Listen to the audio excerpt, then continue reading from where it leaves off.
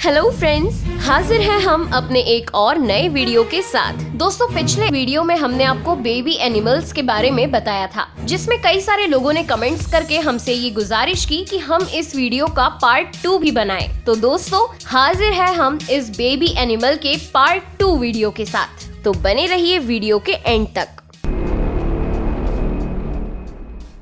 पहले नंबर पर है वो जो हम इंसानों से काफी कुछ मेल खाते हैं। इनकी आदतें भी हमसे बहुत मेल खाती हैं। ये है मंकीज, यानी कि बंदर। दोस्तों, मंकीज की आंखें बेहद अट्रैक्टिव होती हैं। इनके फेशियल एक्सप्रेशन भी बहुत जल्दी समझ आ जाते हैं, खास करके इनके क्यूट बेबीज के तो कुछ ज्यादा ही। आप इनकी आंखें देखकर ही समझ जाएंगे कि इनका मूड कैसा है। बंदर के बेबीज बचपन से ही क्यूट होते हैं। एक मादा बंदर अपने बच्चे को लगभग 6 माह तक अपने गर्भ में रखती है। एक न्यूबॉर्न मंकी का साइज हमारी हथेली बराबर का होता है। बेबी मंकीज बहुत ज्यादा एक्टिव होते हैं, इतने कि कभी कभी तो ममा मंकी को इन्हें संभालना मुश्किल ही हो जाता है।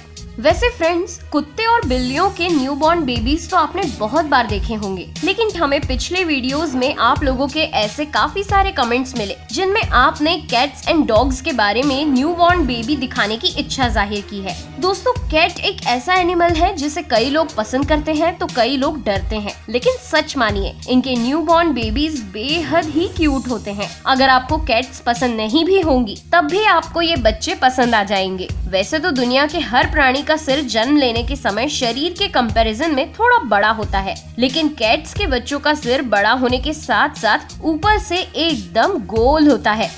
और ये है न्यूबॉर्न पपीज। दोस्तों, न्यूबॉर्न पपीज की आंखें बंद ही रहती हैं, जो कि कुछ दिनों बाद धीरे धीरे खुलने लगती हैं। जन्म के समय इनका साइज किसी बड़े चूहे के बराबर होता है। कुत्ते के बच्चे चलना तो बचपन से जानते हैं, लेकिन शुरू में ये चारों पैर फैलाकर चलते हैं और हर जगह गिरते पड़ते रहते हैं, लेकिन 2 से 3 हफ्तों में ये चारों पैरों पर बैलेंस बनाना सीख जाते हैं। मेरे पास डॉग्स तो नहीं है, लेकिन फिर भी दोस्तों, डॉग्स इंसान के सबसे अच्छे दोस्त होते हैं, है ना?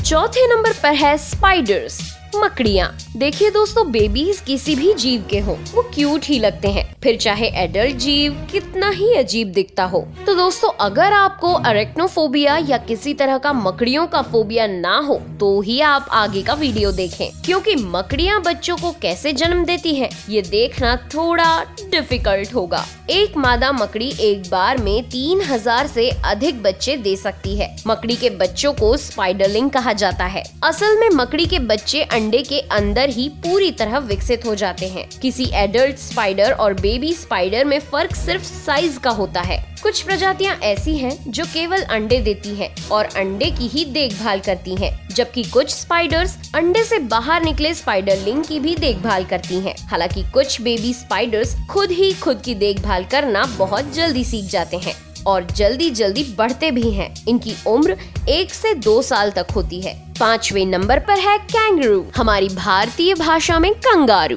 कंगारुओं का बच्चों को जन्म देने का तरीका बाकी एनिमल्स से बिल्कुल अलग, असाधारण और बड़ा ही दिलचस्प है। ये तो हम सभी को पता है कि कंगारू अपने बच्चों को अपने एक खास तरह के पाउच में रखते हैं, लेकिन क्या आपको ये पता है कि कंगारू के बच्चे पाउच में आते कहाँ से हैं? असल में मादा कंगारू बच्चे को जन्म देने के बाद अपने पेट के पास बनी थैली यानी कि पाउच में रख लेती है, जहां वो उस बच्चे को कई महीनों तक रखती है। हालांकि अपने जन्म के 5 मिनट के अंदर ही ये बच्चा मादा कंगारू के पाउच तक पहुंच जाता है। जन्म के समय कंगारू का बच्चा 25 मिलीलीटर तक का होता है, जो कि स्तनधारी प्राणियों के बच्चों में सबसे छोटा होता है। आपको जानकर हैरानी होगी कि जन्म लेते वक्त कंगारू के बच्चे अंधे होते हैं। इनके शरीर पर बाल भी नहीं होते, यहाँ तक कि इनके पिछले पैर तक पूरी तरह विकसित नहीं होते। असल में अगर आप कंगारू के नवजात शिशु को यदि देख लें, तो आप विश्वास ही नहीं कर पाएंगे कि ये बच्चा कंगारू का है, क्योंकि ये बिल्कुल भी कंगारू से मेल नहीं खाता। अपने जन्म के 3 महीने के बाद ही बेबी कंगारू पाउच से बाहर निकलना और खेलना कूदना शुरू कर देते हैं। जैसे जैसे ये बड़े होते जाते हैं,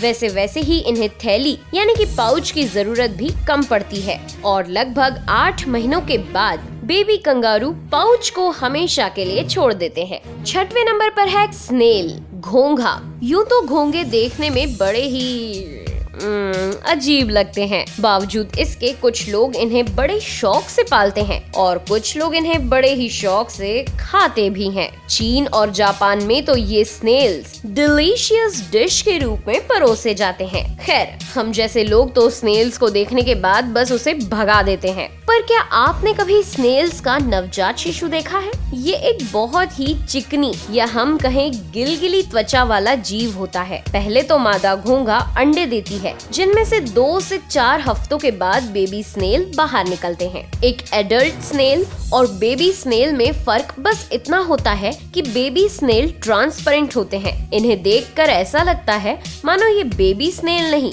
बल्कि एडल्ट स्नेल का भूत हो। हालांकि इस छोटी सी उम्र में भी ये स्नेल खुद का ख्याल रखना जानते हैं।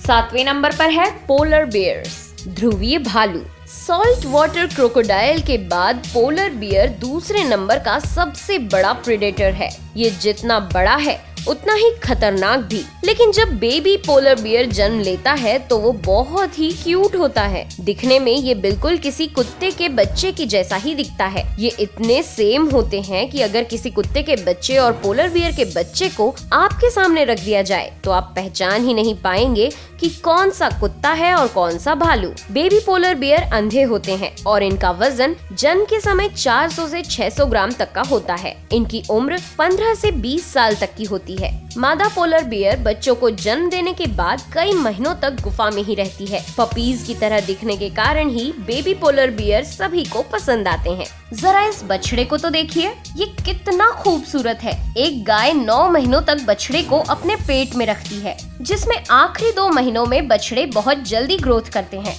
जन्म के समय बछड़े का वजन लगभग 20 से 25 किलोग्राम का होता है। जन्म के 5 से 10 मिनट के अंदर ही बछड़े अपनी आंखें खोल लेते हैं और लगभग 1 घंटे के अंदर अंदर ही खड़े होना भी सीख लेते हैं। हालांकि गाय अपने नवजात शिशु को काफी समय तक चाटती रहती है, जिससे उसका शरीर जल्दी सूख जाता है और ब्लड सर्कुलेशन शुरू हो जाता है। गाय के बछड़े लगभग 6 माह तक अपनी माँ का दूध पीते हैं, जिसके बाद धीरे धीरे माँ का दूध छुड़वाकर इन्हें बाकी जरूरी आहार दिया जाता है। गाय के बछड़े की आंखें बेहद ही खूबसूरत होती हैं। तो दोस्तों, आज के इस वीडियो में से आपको कौन सा बेबी एनिमल सबसे क्यूट और स्वीट लगा? कमेंट करके जरूर बताएं।